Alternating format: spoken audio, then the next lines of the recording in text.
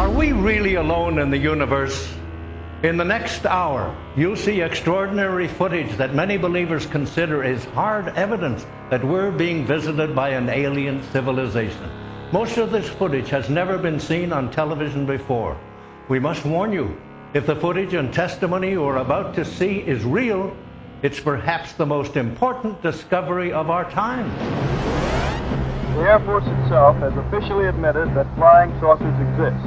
I occasionally think how quickly our differences worldwide would vanish if we were facing an alien threat from outside this world. When I first got to look inside the craft, all I can say, it's an ominous feeling. Right now, there's physical proof, actual crafts and technology from another world. That's probably the most important event in history. Hi, I'm James Doohan. In the next hour, we'll examine the controversial evidence and theories that suggest we're not alone in the universe. If these theories prove to be true, the implications are staggering. In recent times, there have been more reported UFO sightings than ever before. For centuries, these crafts have remained a mystery until now. The footage you're about to see is a startling photographic account that sheds light on the greatest question of our century. Are we really alone? In the past decade, over 15 million people have reportedly witnessed extraterrestrial craft.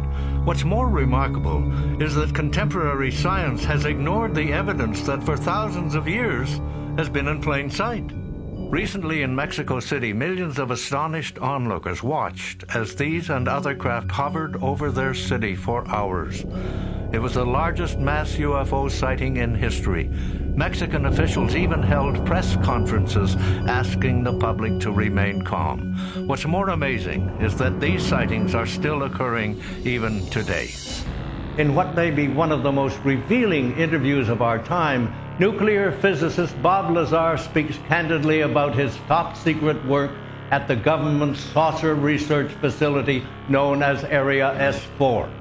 In 1989, he was hired by the military to back-engineer the propulsion system of an extraterrestrial craft. Obviously, the ET craft do exist.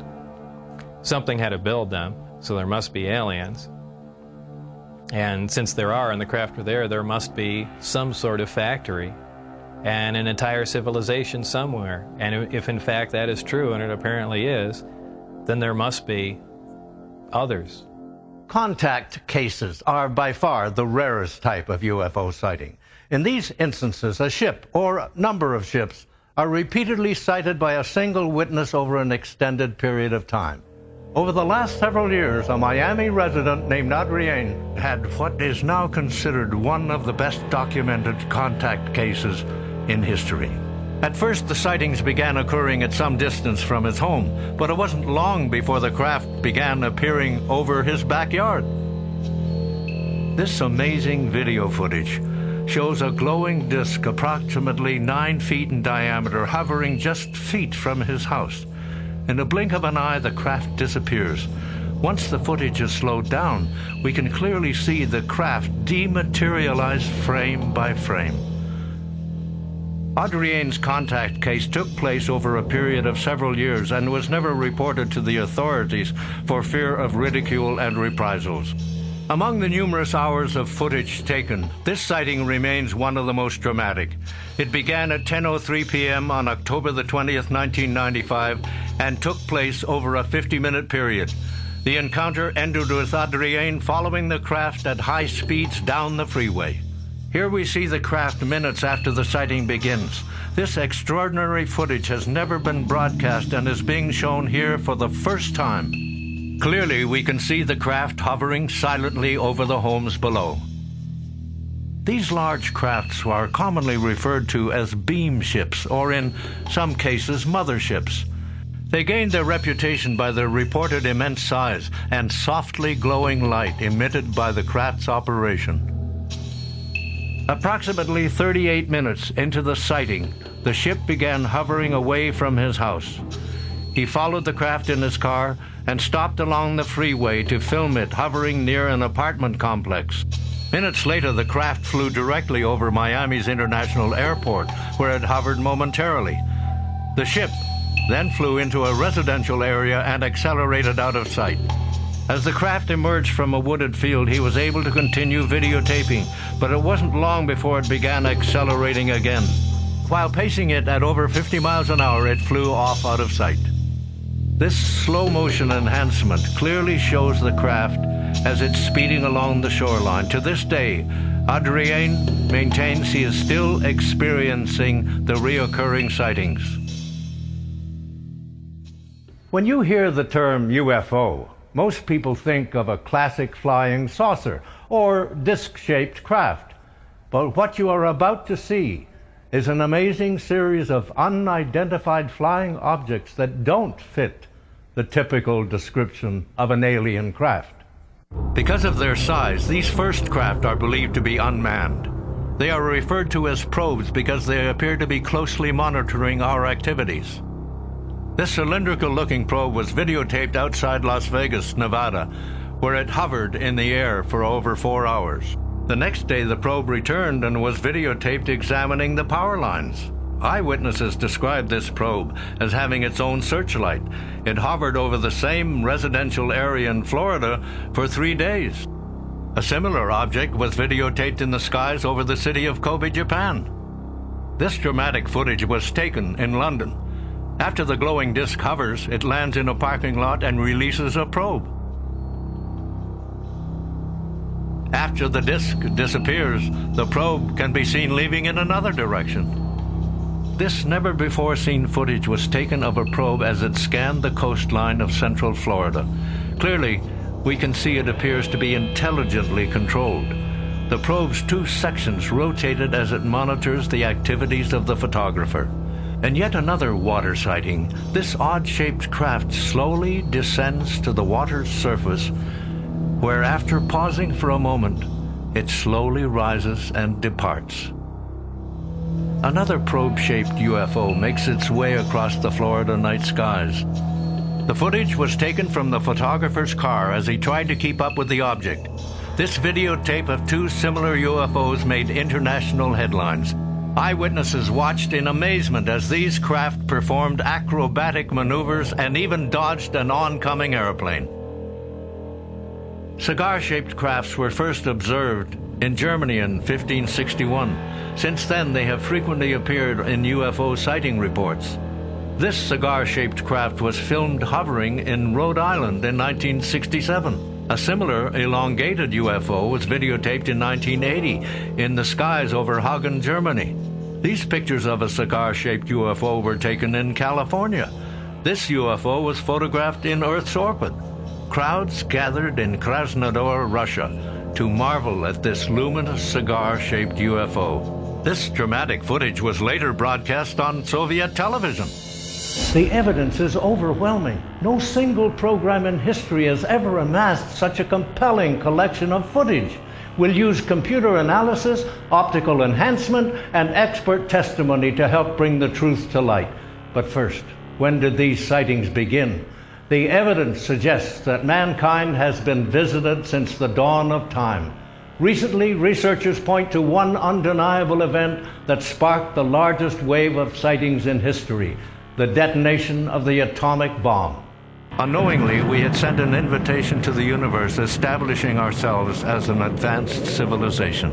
The Air Force has officially analyzed the motives of possible visitors from space. Here is a direct quotation from the official report. Such a civilization might observe that on Earth we now have atomic bombs. We should therefore expect at this time above all to behold such visitation. As early as 1947, alien craft began responding to our open invitation by arriving in large numbers. If advanced civilizations wanted to monitor our nuclear technology, New Mexico was the place to be.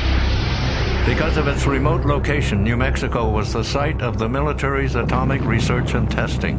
Post-war missile tests were conducted at White Sands, and Roswell was home to the only atomic bomber squad in the world. To date, the biggest day in Roswell's history remains, July 2nd, 1947, when Mac Brazel, a rancher who lived just outside of Roswell, was startled that evening by a loud explosion outside. The following day, while checking on a remote water pump on his ranch, Mac made an astounding discovery. Spread over an area 100 yards wide and 3/4 of a mile long was crashed debris. Under top-secret security, the debris was collected down to the smallest piece. The base commander had already ordered a press release announcing they had recovered a flying disc. As the news traveled around the world, the phones began to ring off the hook back at the base. The Air Force quickly realized the implications of their hasty press release and issued a cover story. In a press conference held the next day, a metallic reflector was displayed for the reporters as proof the incident was nothing more than a downed weather balloon. Recently declassified government top-secret documents confirm the Roswell incident. The report states on July 7, 1947, a secret operation had begun to assure recovery of the wreckage of an alien craft for scientific study. The Roswell incident caught the military off guard. Faced with the fear of widespread public panic, the government began the largest covert operation in history. Their objective was twofold. First, research the alien visitors and their craft, and second, divert the public's attention away from the subject of UFOs. In response to the Roswell crash, then-President Harry Truman formed a special investigative team of 12 hand-picked scientists and military officers to manage the situation. Secretly known as Majestic 12 or MJ-12, the panel's directive was to research the UFO phenomenon and keep it out of the public eye. Recently, private lawsuits and the Freedom of Information Act allowed for the release of many top-secret documents from this era. These once top-secret papers also clearly describe multiple alien vehicle recovery operations and civilian sighting reports. Even seemingly insignificant alien encounters were documented in great detail and were treated as an issue of national security. At the end of MJ-12's preliminary investigation, General Nathan F. Twining issued a top-secret memo relating their findings. The memo stated that, quote, "The phenomenon is something real and not visionary or fictitious. There are objects probably approximating the shape of a disk, of such appreciable size as to appear to be as large as man-made aircraft, yet circular or elliptical in shape, flat on the bottom and domed on the top, and making no associated sound." In his report, the general described the alien craft as capable of extreme maneuverability and very evasive when sighted or contacted by friendly aircraft. By the early 1950s, the public was fully aware of the growing UFO phenomenon. As the number of sightings increased, the government began more research. The alien craft represented a technological advantage, and if the government was to maintain the national security, they had to control the situation. But the number of sightings made the job impossible. The public demanded an explanation. There have been a certain percentage of this volume of reports that have been made by credible observers of relatively incredible things. It is this group of observations that we now are attempting to resolve. It was sightings like this one filmed in Kentucky that made the situation impossible to contain. The military had no choice but to try and explain the UFO sightings. Photos like these fueled public interest. This sequence was taken of a disc-shaped craft flying off the coast of the island of Trinidad. The pictures were taken by an official photographer of the Brazilian Navy aboard the naval training ship Almirante Saldanha. After the official analysis proved the craft was 120 feet in diameter, the Brazilian president presented the photographs in a press conference. During the early 1950s, sightings were being reported in record numbers. The Air Force could barely handle the overwhelming volume of calls. If the government was to maintain secrecy, they would have to collect their own information firsthand. The first UFO tracking project was installed in Alaska. The Air Force installed sophisticated cameras and detection equipment aboard specialized reconnaissance planes to retrieve the best possible information on the UFOs. The project was placed under the command of Lieutenant Colonel Wendell Stevens.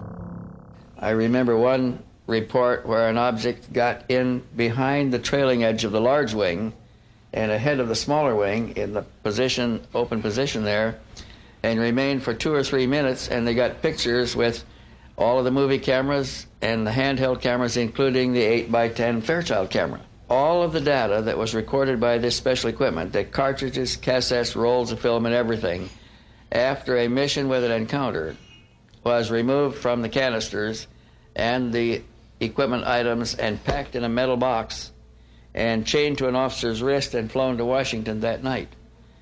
And this happened on a frequency of about 3 or 4 times a month for the whole year and a half that I was doing this in Alaska. Despite the military's ongoing efforts to divert public attention, the UFO phenomenon took center stage. Aliens made their debut at the World's Fair, and the public was treated to a seemingly endless wave of alien movies.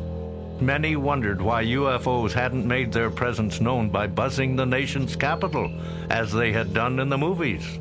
In July 1952, that's exactly what happened, and it happened twice.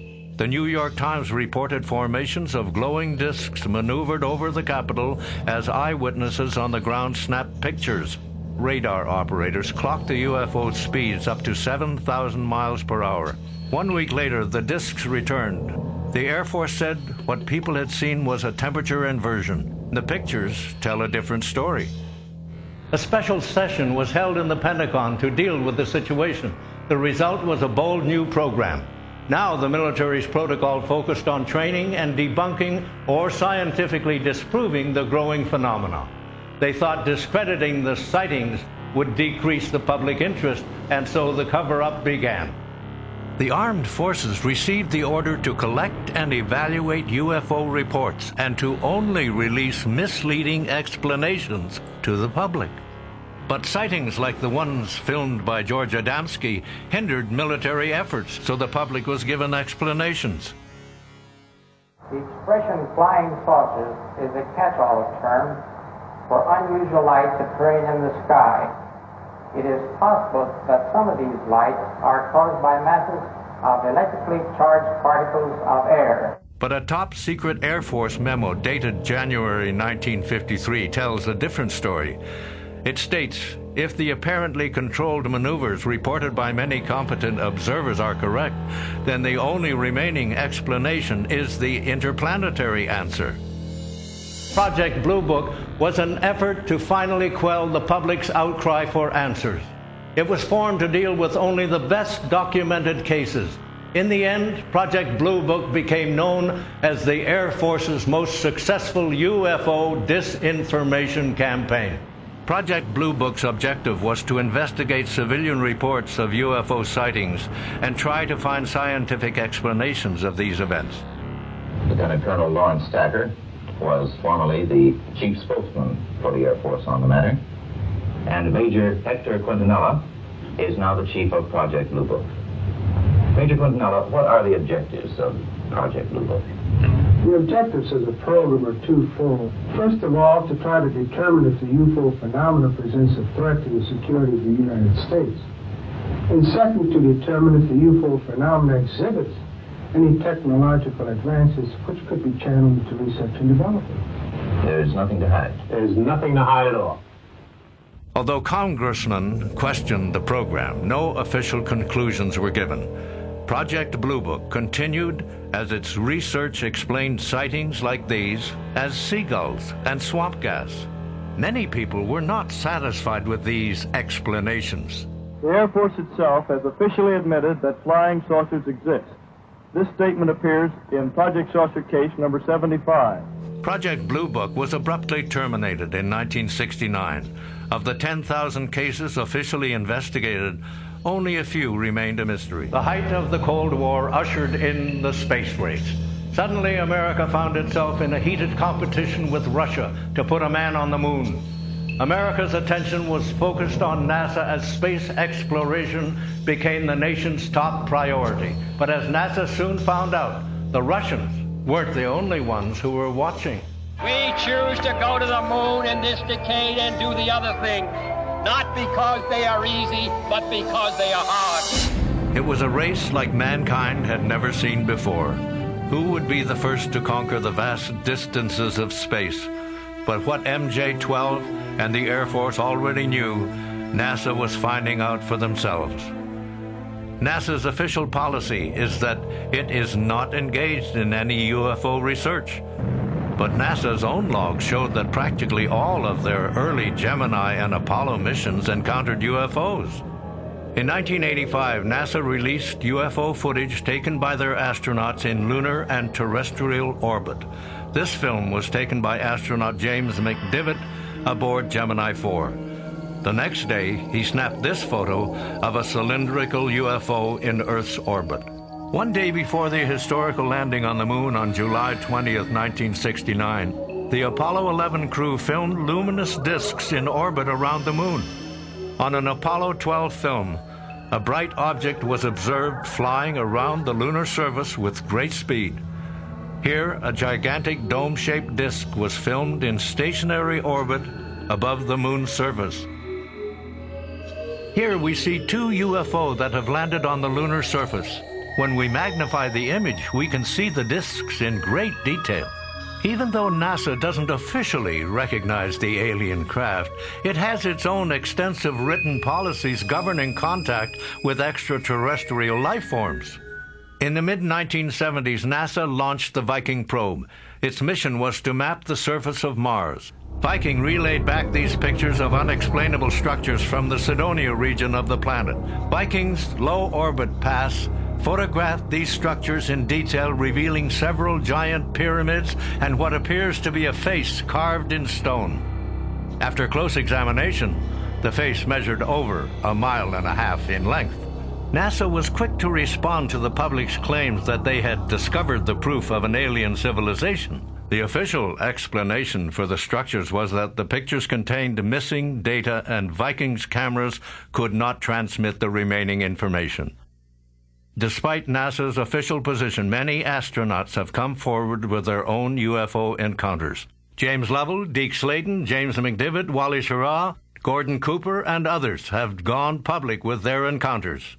In 1978, Gordon Cooper wrote a letter to the United Nations panel on UFOs stating that these are extraterrestrial vehicles visiting from other planets. In March 1989, the crew of the Space Shuttle Discovery may have had its own close encounter. A ham radio operator claims that he picked up the voice of the shuttle pilot, Colonel Blaha, speaking on a secret NASA channel. Houston, this is Discovery. We still have the alien spacecraft under absorbance. NASA maintains that this is not Colonel Blaha's voice. Another space shuttle mission filmed several disks in high-altitude orbit traveling at several thousand miles per hour. Shortly thereafter, NASA began scrambling all shuttle transmissions.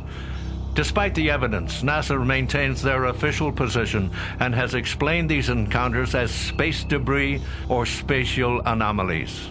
The turmoil in the 1960s diverted the public's attention away from the UFO phenomenon.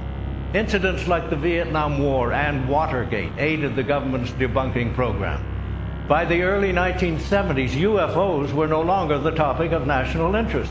But despite the government's successful efforts, the sightings continued to increase in numbers. Some experts believe that this is the world's best UFO film. It was taken by Matt Lane Rutherford in Silver Springs, Maryland. Mr. Rutherford took footage after twilight as the disc hovered over his backyard. Scientists examined the footage and concluded the craft appeared to be maneuvering in its own gravitational field. On a morning walk in 1971, an Australian couple photographed this silver disc in flight. In 1977, a Boy Scout in Indiana took this picture of a metallic craft as it circled his house. In 1978, a terrified housewife in Spain snapped a picture of these UFOs while watching the sunset. This footage was taken by an Australian TV crew on December the 31st, 1978. This luminous domed craft appeared to have a rim around the center and two large portholes. It maneuvered at such an incredible speed it left this track on a single frame of film. No known conventional aircraft can fly at such speeds. In 1978, the United Nations released statistics showing that since 1947, 63,144 UFO sightings were reported. That's approximately one every 4 hours. Even President Jimmy Carter had his own alien encounter. While governor of Georgia, he filed this 7-page UFO report stating he spotted a glowing object hovering for 12 minutes in the skies over Georgia. The report was personally signed by Carter himself. Filming on a British Airways commercial, the crew captured this luminous UFO maneuvering alongside the Concorde. This dome-shaped craft was filmed by a television crew from New Zealand in January 2nd, 1979. We can clearly see the craft from the top. The disc appears to be rotating while emitting a blue glow. An identical craft was photographed in 1952 by a Brazilian journalist in Rio de Janeiro. Here we see the dome is visible from 2 angles and the side is surrounded by large portholes. This sighting was filmed from the parking lot of the Rio Casino Hotel in Las Vegas, Nevada. When the footage was enhanced, a disc-shaped craft can be seen with a dome on the top and a series of portholes surrounding the craft. In 1991, this footage made worldwide headlines. These 2 discs were videotaped in a suburban neighborhood just outside Ottawa, Canada. Both UFOs landed in what appears to be a prearranged site. This footage became known as the Guardian sighting. In 1991, eyewitnesses screamed as a photographer took this picture off Manhattan Island as a disc emerged from the river and flew off. This craft was photographed rising out of the water in Australia as it docked with a smaller dark object. This UFO was spotted in Denver, Colorado as witnesses watched from a neighbor's backyard. In the mid-1990s, startled eyewitnesses filmed these craft as they hovered silently in the night skies. In the months following, similar craft were videotaped on 3 different continents. It was rare that sightings like these gained much national attention, but President Ronald Reagan's speech to students at Falston High School soon changed all that. Suddenly there was a threat to this world from some other species, from another planet, outside in the universe. We'd forget all the little local differences that we have between our countries. 2 years later, President Reagan made international headlines when he repeated the alien theme to the General Assembly of the United Nations. Perhaps we need some outside universal threat to make us recognize this common bound. I occasionally think how quickly our differences worldwide would vanish if we were facing an alien threat from outside this world. President Reagan's speeches started the public asking questions again. The Cold War era created a defense industry based solely on high technology. As the stealth bombers rolled off the assembly line, rumors surfaced that the military was test flying recovered alien craft at a secret government base known as Area 51. If the military was going to test fly alien craft, Area 51 was the perfect place to do it.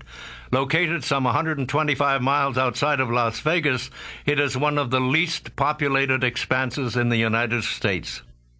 Area 51 is surrounded on 3 sides by military testing grounds and hidden from public view behind the Groom Mountain Range. This Russian satellite photo shows the base as it appeared in the 1960s. Since then, satellite images have shown the base has expanded immensely. Only a handful of photographs of the base exist, and until recently, the government officially denied its existence. This rare and never-before-seen footage of the base was taken by amateur photographers risking imprisonment if accidentally venturing on government land. But in the mid-1980s, the government seized the adjacent public land, closing off all access to any prying eyes. Sophisticated detection equipment monitors the public BLM land surrounding the base, and private security forces patrol to deter any unwanted lookers. These unmarked black helicopters are used to buzz automobiles, scaring off UFO buffs hoping to snap a photo. But it's photographs like these taken over the Groom Mountain Range that seemingly confirm the rumors. Very little actual footage exists of the reported test flights. This amateur videotape shows what eyewitnesses saw hover over the base for several minutes before landing. Area 51 has been called the best-known secret military base in America. The rumors subsided, and in 1996, the state of Nevada renamed the highway which runs parallel to the base. In a massive dedication ceremony open to the press, thousands watched as the governor of Nevada unveiled road signs proclaiming Highway 375 as the extraterrestrial highway. Now, former government employee and nuclear physicist Bob Lazar breaks his silence. In this extraordinary interview, he discusses his classified work at the military's top secret saucer research facility known as S4. Bob Lazar is a nuclear physicist specializing in advanced propulsion systems. In 1989, he was hired by the military to back-engineer the propulsion system of an extraterrestrial craft. Lazar worked at what is undoubtedly the most top-secret research facility in the world, S4.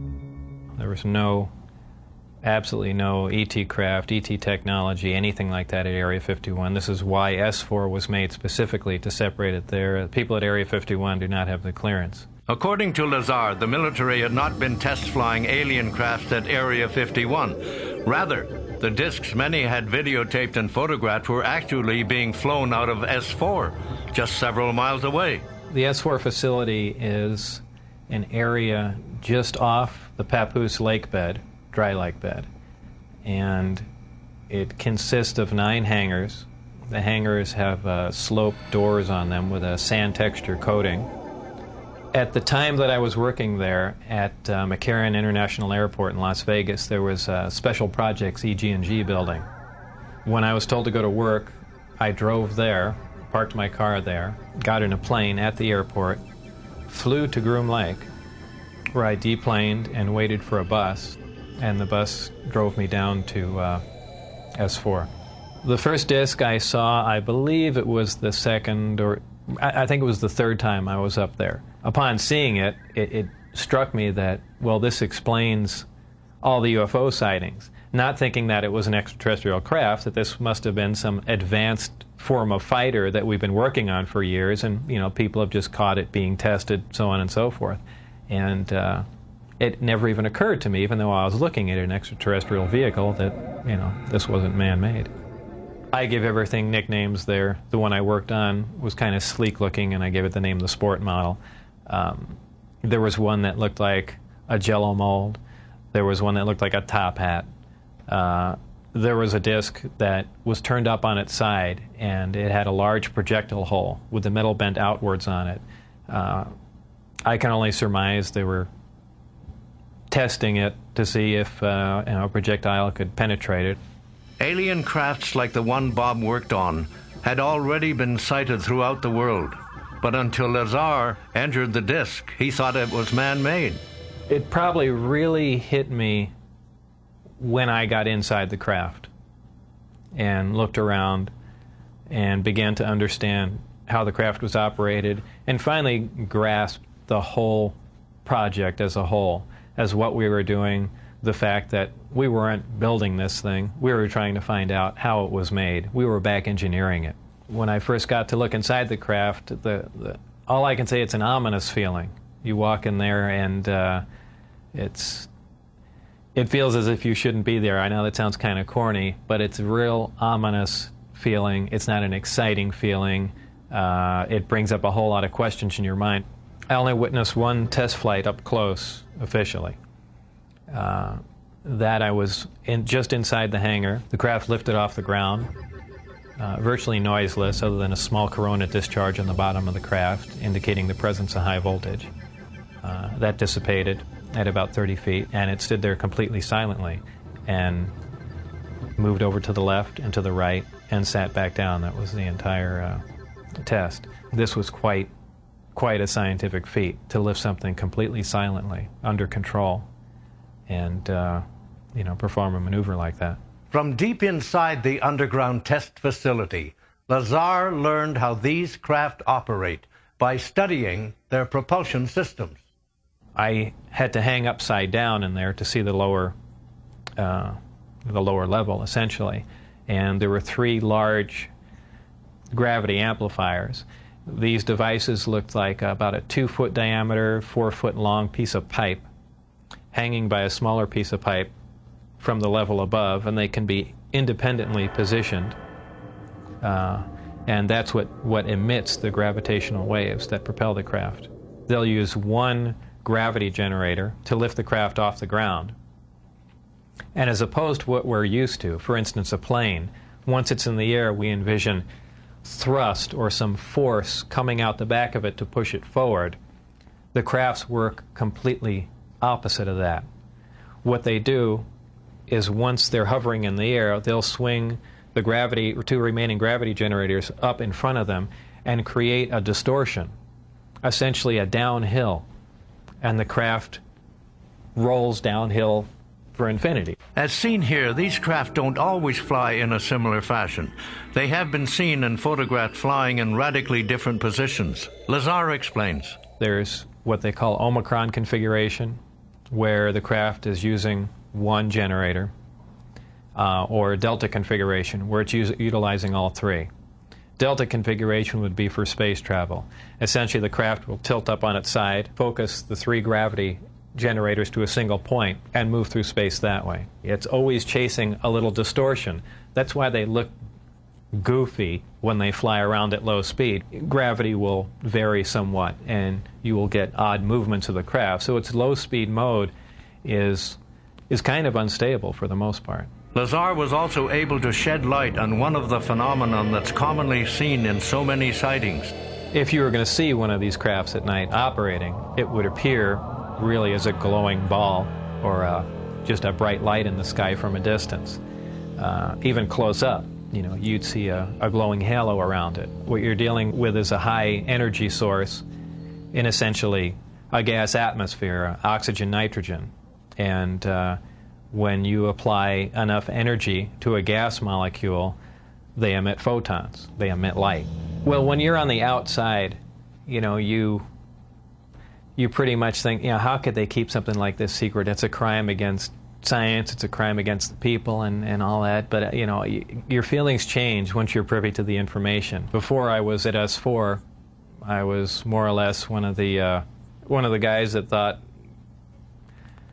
all these government conspiracy and UFO buffs and things like that were complete lunatics. Obviously, the ET craft do exist. Something had to build them, so there must be aliens.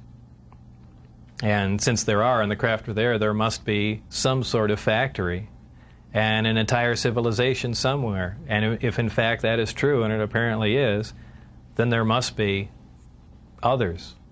One of the least known aspects of the UFO phenomenon may be the most chilling.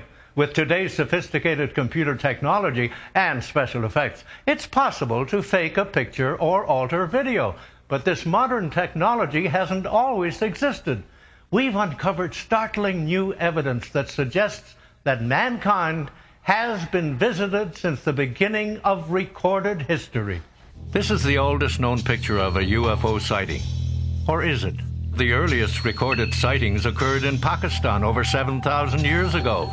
In this dramatic Stone Age cave painting, we can clearly see a human-like being wearing what appears to be a helmet, complete with antenna. In the background, we can see a classic saucer-shaped craft. Archaeologists discovered this 15,000-year-old cave painting in southern France showing disc-shaped craft flying over ritual hunting grounds. So many saucer-shaped craft were depicted, the archaeology team put together a catalog to illustrate the various shapes and sizes. In a Japanese cave painting, we see a large, luminous craft hovering over a crowd watching from below. Throughout the Middle Ages, we can also see evidence of similar flying ships. In some cases, the craft resembles saucers photographed in modern times. This fresco in a monastery in Yugoslavia shows a manned craft flying above the people below. This painting was found in one of the oldest churches in Russia.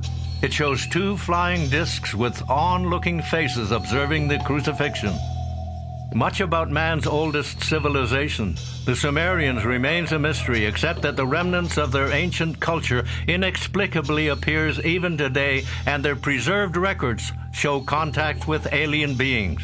A recent crop formation found in England depicts two worlds in contact above the Sumerian symbol translated to read, "The nobles with their flying starships." As shown in these videotapes, most of these crop formations coincide with UFO sightings. In 1975, the first documented contact case took place in Switzerland. A farmer named Billy Meyer made international headlines by taking hundreds of photographs and filming 20 minutes of what some consider is the best UFO footage in the world. Edward Billy Meyer is the eyewitness in one of the most famous yet controversial UFO cases in history. He gained worldwide attention by going public with his alien encounters. Despite the clarity of his photos and films, they remain controversial because he claims to have been in contact with the alien visitors. On January the 28th, 1975, he had his first sighting in the Swiss countryside of Hinwell. According to Billy, he heard a low-pitched hum as he looked up to see a silver disc-shaped craft descending upon him. He was able to snap off a few shots with his camera. 1 month later, on March 8, 1975, Billy photographed this ship moving along the tree line. This was one of the first UFO pictures to be analyzed by optical computer enhancement. An independent lab confirmed the photograph had not been altered and was considered genuine. March 29, 1976 marked the appearance of a new disc Meyer later referred to as a Variation Type 4 craft. Shortly thereafter, Billy was able to obtain metal samples from one of his encounters.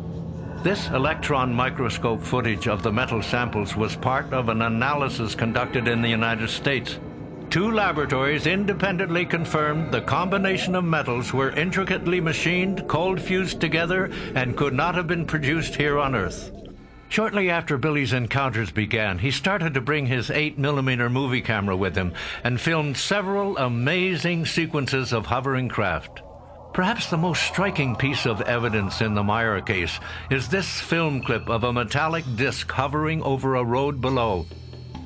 In this daylight shot, we can clearly see the graceful motion of the metallic disc as two different cars drive directly under it.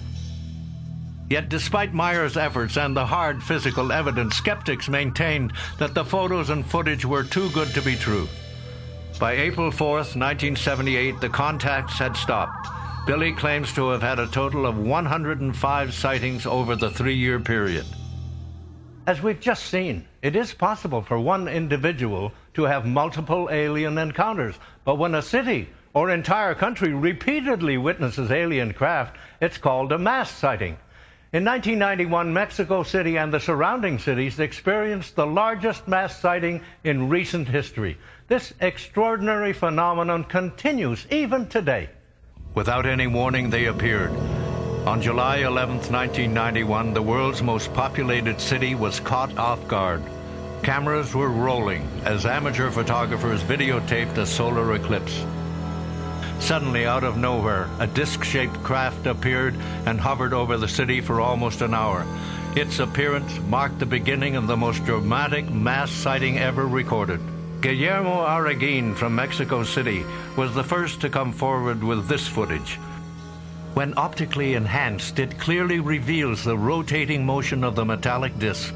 Meanwhile, 85 miles away in Puebla, a cameraman took this footage of a nearly identical craft.